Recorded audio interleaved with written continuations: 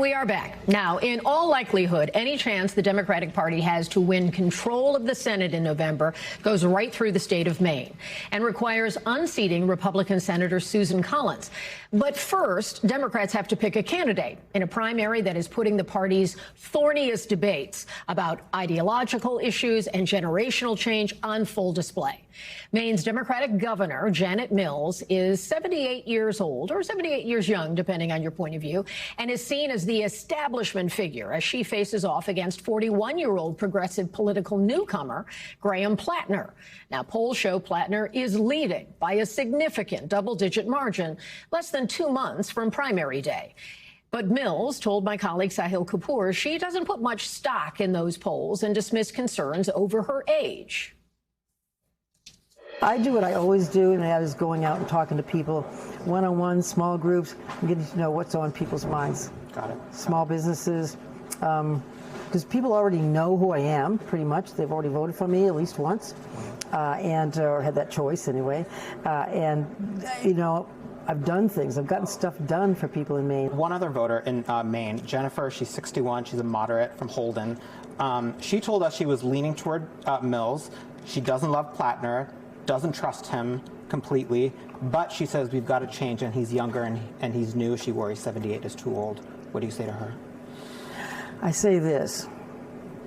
Platner is the same age as J.D. Vance. He's 41. Does she like J.D. Vance?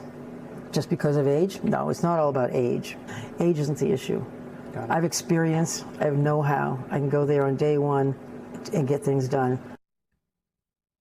Meanwhile, Platner, who campaigned alongside Senator Elizabeth Warren on Saturday, offered his take on why he's leading in these polls and why he believes he could be the best choice to take on Senator Susan Collins, despite controversies over his past statements on sexual assault and a tattoo he covered up, which resembled a symbol associated with Nazis. I think there's just a exhaustion with this kind of politics now in the electorate. I think that's why the negative ads that the governor's campaign came out against us backfired spectacularly. Our support has gone up. And so I think people are sick and tired of this negative performative politics, a politics that is not remotely built around discussing policy. We are playing an entirely separate game. We are doing a campaign that is entirely different, being far more organizing focused, really focusing on going out into communities and connecting with Mainers directly. Sahil also spoke to both candidates about a recent NBC News focus group that asked Democratic voters in Maine and also in Michigan their feelings on the party.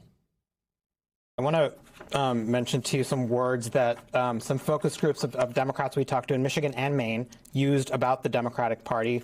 Weak, spineless, floundering, ineffective, distracted. Does that sound about right to you? I think I might use all of those words to describe the Democratic Party on a daily basis. So, yeah, that sounds right to me.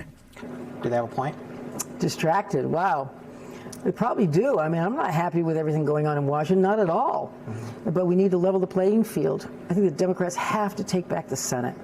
And that's one good reason I'm running, because I think the control of the United States Senate does go through Maine, and I want to make sure we capture it. And joining me now, fresh off this reporting trip to Maine, is NBC senior national political reporter Sahil Kapur. Great work. Great to get both candidates and also you talk to voters to get a sense of what they are thinking. When they talk about the qualities they're looking for, what stands out?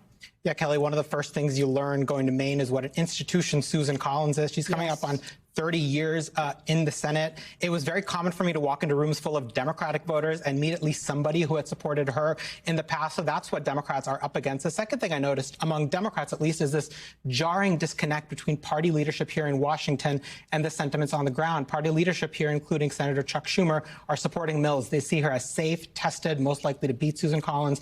On the ground, the feeling is very different. They're ready for something different. They've lost their trust in party leadership, and they want younger, more populist candidates. Take a listen to voters I spoke to. I have issues with Graham Platner's past, and I I don't know if zebras can change their stripes, but I'm curious, and basically I'm for anyone who can defeat Susan Collins. Janet Mills is the one who has the grit, the experience, the intellect to go up against Susan Collins and finally get her out of the Senate. I think she's done a great job as governor, but I'm excited to have someone else with new ideas and who's really willing to fight for Maine people. I think she's a good person. I think she's a good politician, but she's 77. I think it's time for some new blood. Do you feel pretty confident that Graham Platner can win a general election? Yes, I do. I'm very struck by spending time in Maine where they're not attacking these folks. They're deciding different qualities, but they're not saying, I really don't like this one, I really don't like that one. They're looking for something else. That stands out. Yeah, absolutely. And one of the things that Graham Platner is going to have to do if he's going to become a senator is win over a lot of voters who've supported Janet Mills at one point and who have supported Susan Collins at another point. And part of the thing you just heard there from voters is they not only, some of them like Graham Platner, but some of them don't like him but are willing to support him because they think he's more electable than Janet Mills. Again, a yawning gap between them and what party leadership here thinks. Defining what's electable can really be troublesome for people. Now, he is also an Iraq War veteran. He brings that to the conversation. I want to play part of your conversation where you talked about how important that is, and then we can talk about it a little further. The thing that it has done for me emotionally is that it's just really sad and frustrating to watch a system and people in power essentially just do the same thing that took me to war in Iraq, but without any of the attempts to trick anybody. Like, they just understand that they can do it. Pete Hegseth wants to drop bombs on people. And so they just go drop bombs on people. They're not even trying to justify it. I mean, you've talked about reimagining power and thinking and rethinking the way Democrats exercise it in Washington.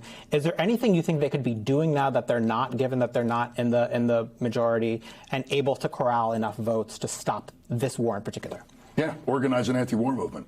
To get people out into the streets and effectively oppose a war, that requires organization, it requires resources, and it requires people to go on TV and talk about doing it.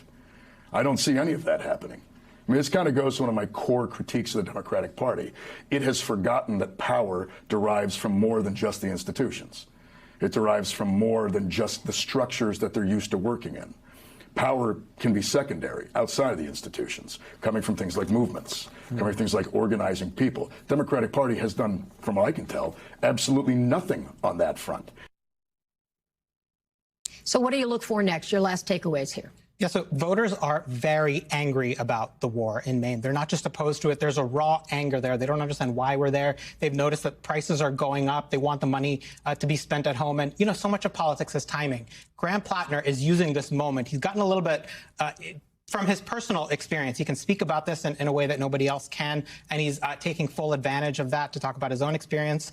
And also, Janet Mills, the governor, has sharpened her attacks on the Iran war, making a constitutional case against it, a moral case against it, and an economic case against it. Finally, Kelly, Susan Collins has so far voted in favor of continuing this war, allowing Trump to prosecute it. But she said in a statement to NBC News she may turn against it after the 60-day mark. Clearly, she, too, is in touch with the sentiments on the ground. Great window into an important race. Thank you, Sahil. We really appreciate it. We thank you for watching. And remember, stay updated on breaking news and top stories on the NBC News app or watch live on our YouTube channel.